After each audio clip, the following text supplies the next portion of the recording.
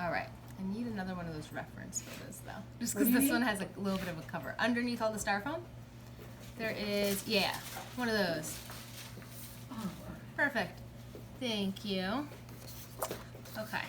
So, yep, this is just a rubbing alcohol and that's it. So what I'm going to do is I'm going to first start off with the pastel. Any color works. I'm going to use purple, of course. that on there. All right, let's establish our horizon line. Great stuff. This isn't. My friend took this. She was in Sarasota yesterday. Oh. So this was taken yesterday. I asked her if that was the red tide, the bubbly stuff, and she said yes. Oh, really? It was. Yeah, I heard it was really bad. It is. Yeah. So this was yesterday's sky. And I saw her post it on Facebook and I was like, I need it. I need it for tomorrow. I love it. So I'm just like I would a regular pastel, I'm starting with just the darks and I'm being a little bit more loose and suggestive with it because I am going to mush it all over with rubbing alcohol. So.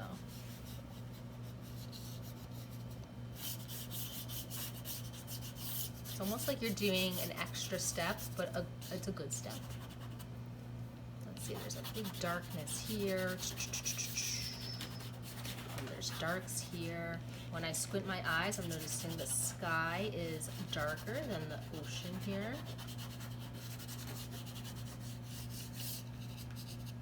I'm noticing the ocean is darker than the sky over here.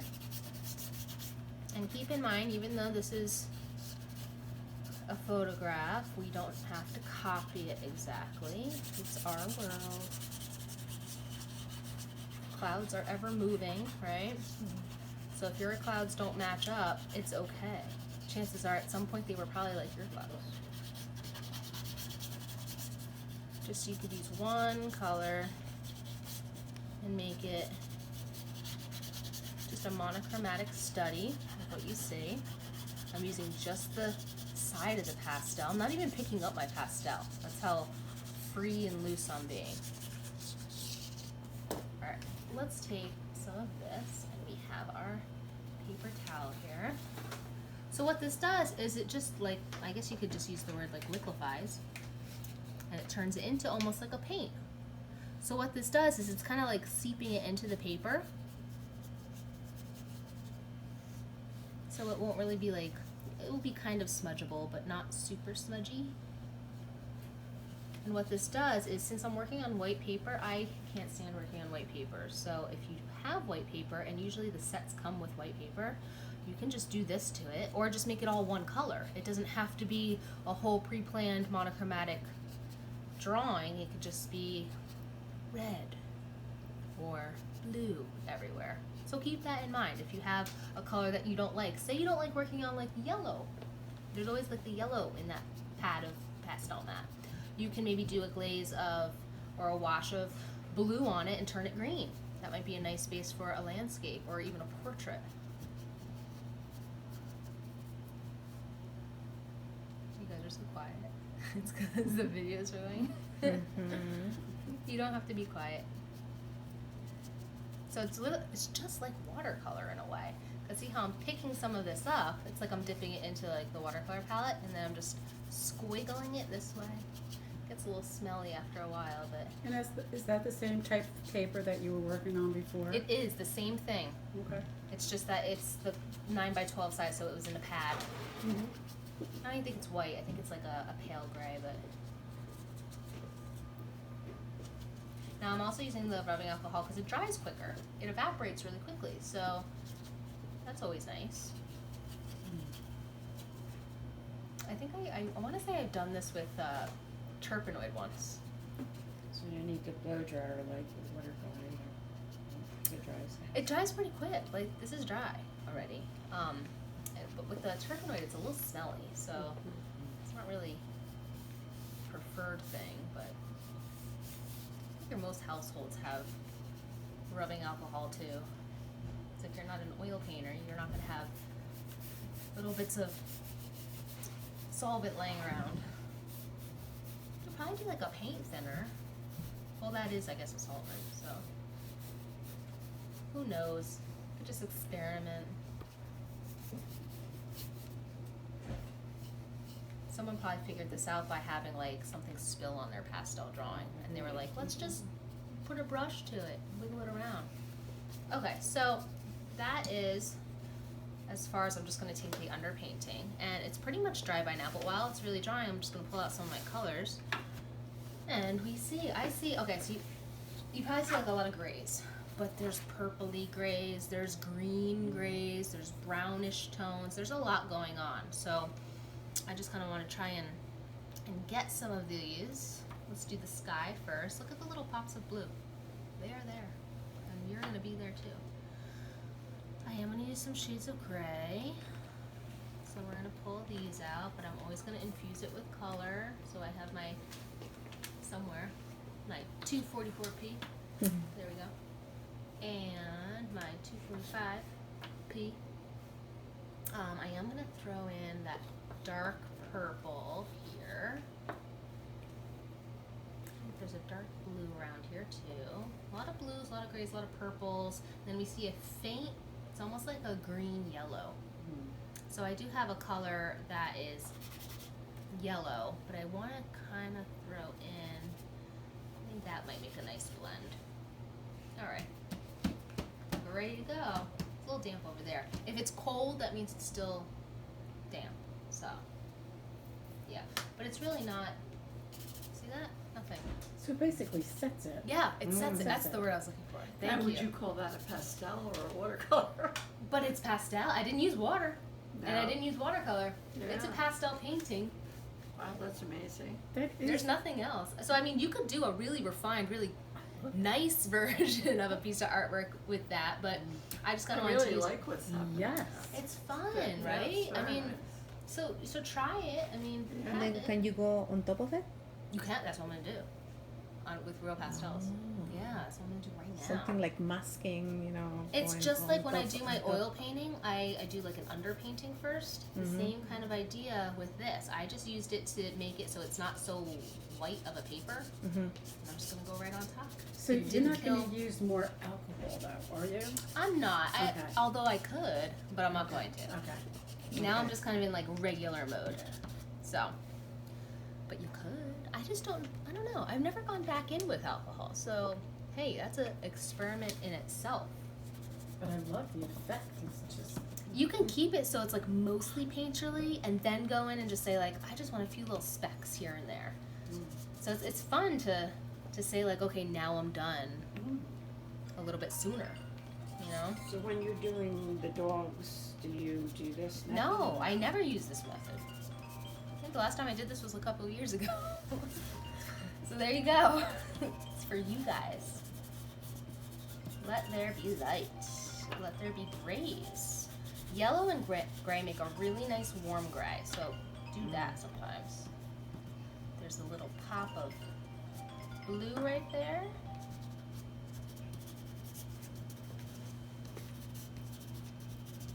And I'm just using the side, just like when I laid down that first initial thing.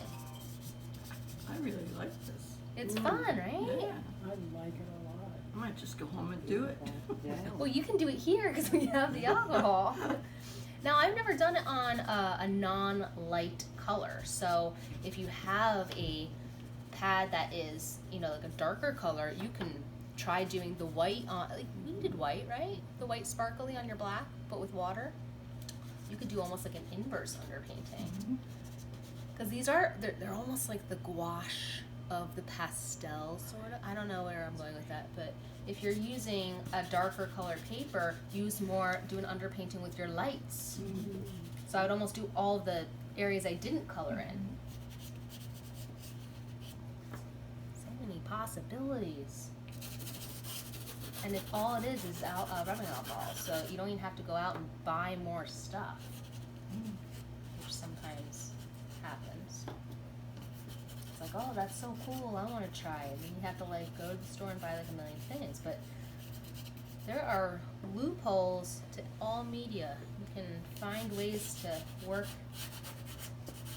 it in new techniques, new styles.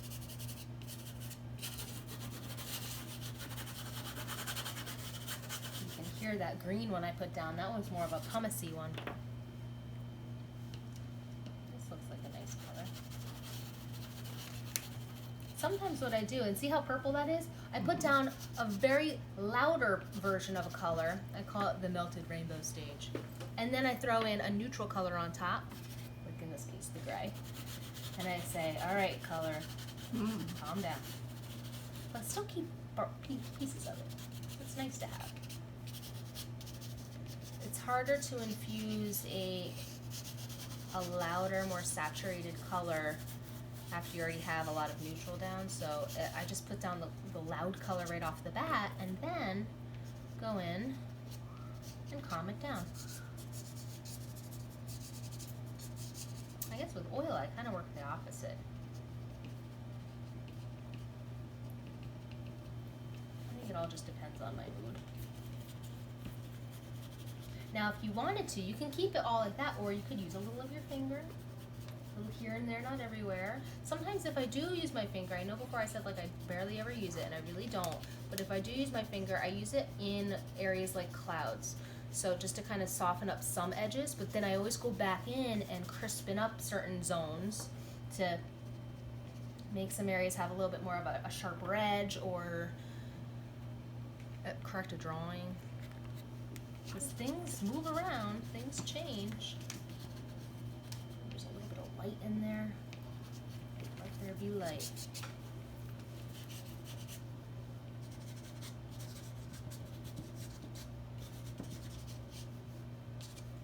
Let's see, there's a little bit of light in here. I'm using a very light pressure. Let's use a warm white. That was like more of a full-blown cream. There's a lot of stuff happening in shadows. Even in the shadows we just did with the ornaments. There's a lot of stuff happening, even in like the shadows of the clouds. So I can kind of put that in, smush a little, tap, tap, tap, blend.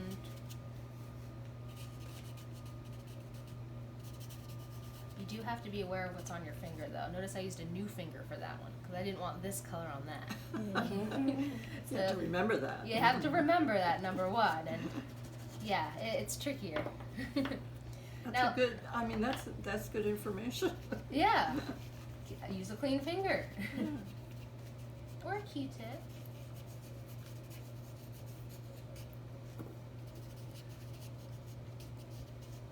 So a lot of times what people do is they say like, oh, let me make the sky colors first and then put the clouds on top. But it's okay to put in the negative space last on top. It's fine, because from a distance it's still gonna read, hopefully, as background, and even if it doesn't, it'll still read as sky. So hopefully. And the paper still has so much tooth. It really does. Like, it doesn't diminish the tooth at all, that underpainting process. They do, yeah. Yeah, If you haven't used this pastel mat, it's really good. the pastel mat. Yeah, I really like it. I always tell people it's I don't even life-changing. use anything else. I know, once I went to this. Well, didn't I tell you, was I the one that told you about pastel mat, or did you always use pastel? Another instructor told me about Oh, okay. Because anytime someone brings something else, I'm always like, look, there are other good papers, and I've used them. Like, Art Spectrum's good. I've used Art Spectrum and stuff. That's the first thing you said to me in your class. Is that pastel mat? Is that pastel? It's good stuff. I don't know. I'm just super obsessed with it. It's like with oil painting, I always say like Portland warm gray, Portland cool gray. It's great. That was amazing. I love that. Now let's go down here. More Now quick, this- and you get such a beautiful result. I know. I mean, like, and you could just keep going and going with it too. So I mean, it's not even like I could stop. I could just keep going.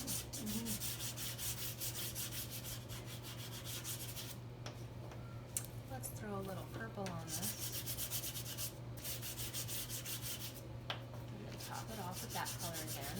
I'm gonna go in different directions too, just because I want to try and fill it in. Since I didn't really go heavy with my underpainting here, which I should have, because it is a darker value. I don't know why I didn't.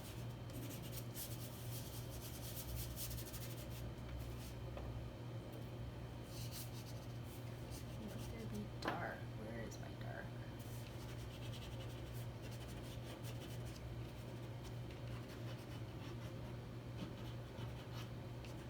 I want the focus, like the sky is great and all, but I really want to draw the eye to this one wave, which is why I'm using a really dark value there.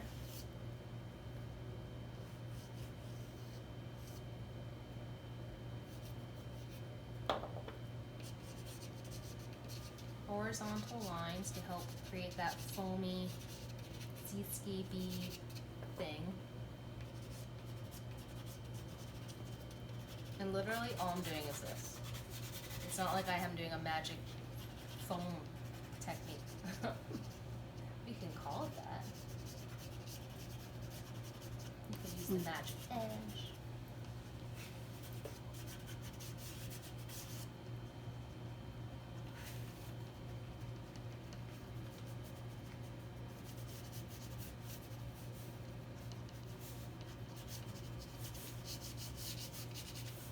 There's this big blob of foam here.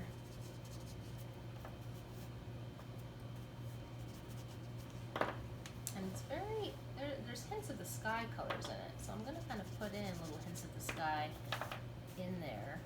And if you notice how I just kind of threw every color in, now what I'm doing with the white is I'm just smushing it all around and blending it. You wanna have a nice dark where it touches the surface. There's some other little blobs happening over here. I don't know if it's like a cool thing to put in the red tide, but I am. You know, it has to be documented. Well, we could pretend it wasn't the red tide, it was just the bubbles from a wave. But Yeah, it's the bubbles from a wave. Although I kind of like the fact that it's different. You know, it's documentary. you just don't want to be there smelling it. Oh, does it smell bad? Oh, I Oh, heard yeah. it's awful. And plus, it's giving a lot of people pneumonia. Oh, and gets, jeez. I stopped recording. Oh. Gets in your lungs. Well, fun.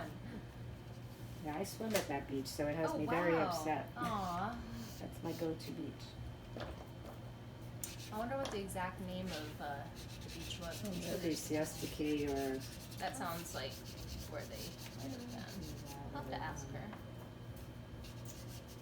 Lido Key.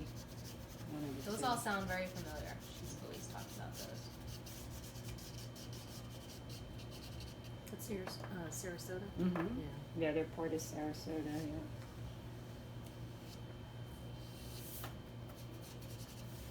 Little foamy stuff on the wave.